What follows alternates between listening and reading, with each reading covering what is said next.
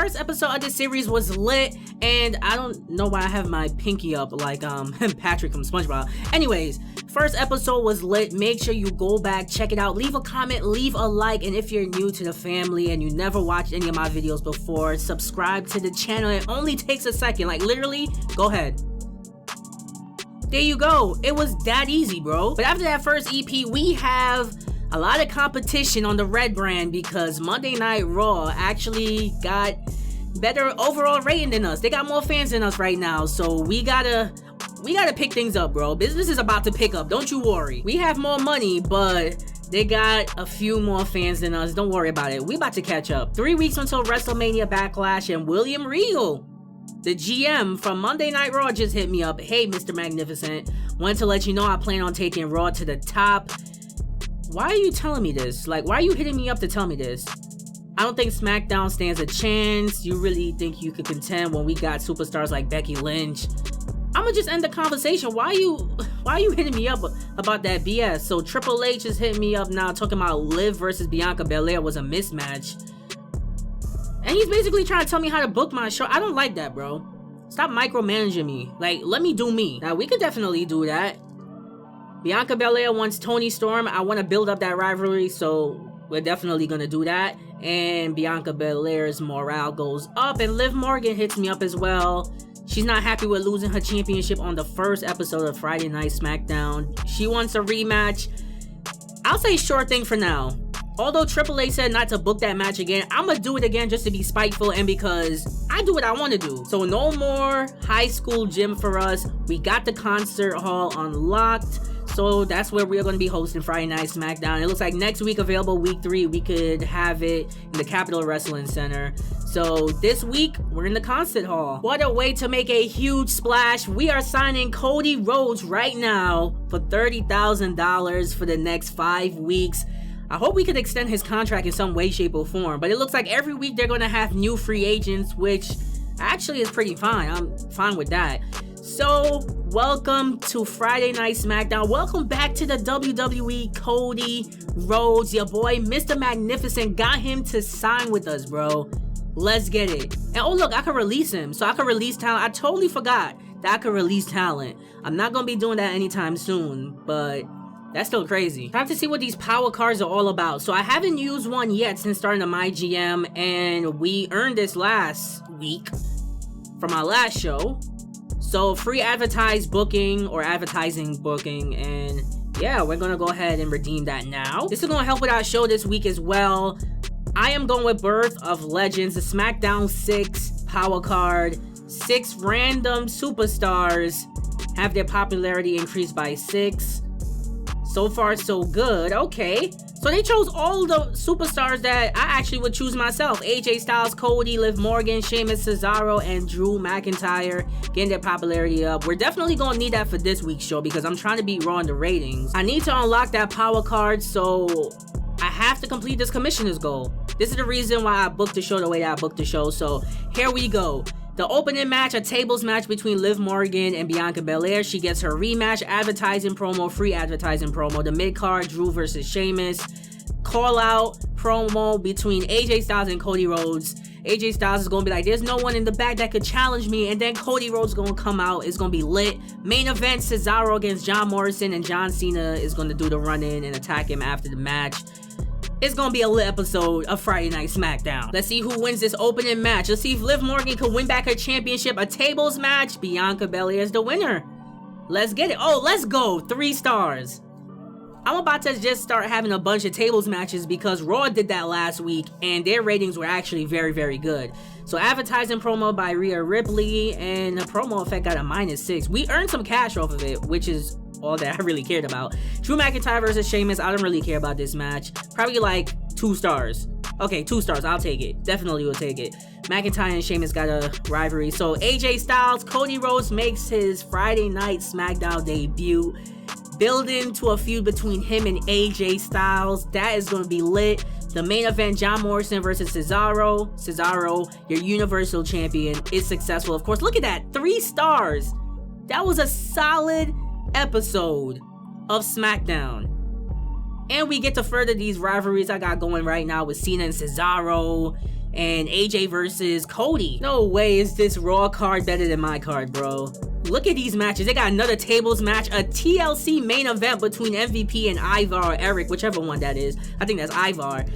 That's crazy. I'm simulating the rest of this show, and let's see. Oh, we should have definitely won in the ratings overall. So both of our opening matches got 3 stars. Both of our mid-card matches got 2 stars. But my main event was obviously better, because Eric versus MVP in a TLC match, that's the most random match you could put. Like, what is William Regal doing over there? Plus 78,000 fans, plus 70,000 in profits. Let's get it. Let's see how Raw did. So Raw got 83,000. No way, bro. You got... Alright, we got more money than them, so next week, we about to start spending some of this cash, because that's outrageous. 2 weeks until WrestleMania Backlash. Triple H says, just a quick reminder, your fan wants to see great matches, show a lot of variety in his fights. Bro, what are you telling me? Every week, I feel like he's just telling me some BS to maximize your variety bonus. Bro, I really don't care what you gotta say. No problem. Liv said, thanks for the title rematch. I'm disappointed, but that's on me. I held up my end of the deal, so that is on you, sis. I'm glad you recognize. Now the fun could really begin. Capitol Wrestling Center unlocked. We are going to be having our shows in the Capitol Wrestling Center until we unlock the Thunderdome, basically. This week's SmackDown may not be the best, but I feel like it is going to definitely do numbers. And I'm also going to cash in my power card beginner's luck. Dakota's Kai popularity. She has the lowest popularity on our roster, so I'm bumping that up right there. And the reason why I'm doing that is because she's in the main event. She is going to be in the main event. My commissioner goal is going to be accomplished. I didn't get my power card, although I completed it last week, which makes no sense at all. But I'm going to try to accomplish it again this week, and hopefully I get my commissioner card, because that's some BS. So here's how we're doing it. Tag team match, Drew and Cody against Sheamus and AJ Styles. Cody making his in-ring SmackDown debut. Cesaro calling out John Cena because he's sick of the BS. Why do you keep attacking me? John Cena versus John Morrison for a solid mid-card match. That should at least give me 2 stars right there. Next up, role change, Toni Storm beefing with Bianca Belair, so I'm going to make her a heel. And because we don't have a lot of heels on our roster, Dakota Kai versus Bianca Belair in the main event. TLC match, because Triple H wants a TLC match on this show, so we're gonna have that match, face versus face. But eventually I might turn Dakota Kai heel in the future, and Bianca Belair is a fighting champion, so this should be a lit main event. We can't pretend like this is not a big deal. Cody Rhodes, the American Nightmare, making his in-ring debut here on the Blue brand. Welcome to Friday Night SmackDown. Only your boy, Mr. Magnificent, has that much pull that he could finally convince Cody to re-sign with WWE and to bring him into the promotion. So we start things off with a huge tag team match on this week's episode of Friday Night SmackDown. Cody Rhodes started right out of the gate, taking down Sheamus, doing his thing, and then Sheamus tags in AJ Styles. The feud that we're gonna go forward with, the match that we are gonna see at WrestleMania Backlash, that is going to be insane. So this is a good preview for that matchup. Cody Rhodes doing his thing so far. Look at this huge takedown on AJ Styles. He came ready to compete, but eventually the phenomenal one, AJ Styles, started to take control of this matchup. Look at those kicks, and then look at that DDT. This is definitely a match everyone should look forward to on that pay-per-view, because that match is going to steal the show. That match is going to be match of the night. I could guarantee you that. Either that match or Cesaro versus John Cena.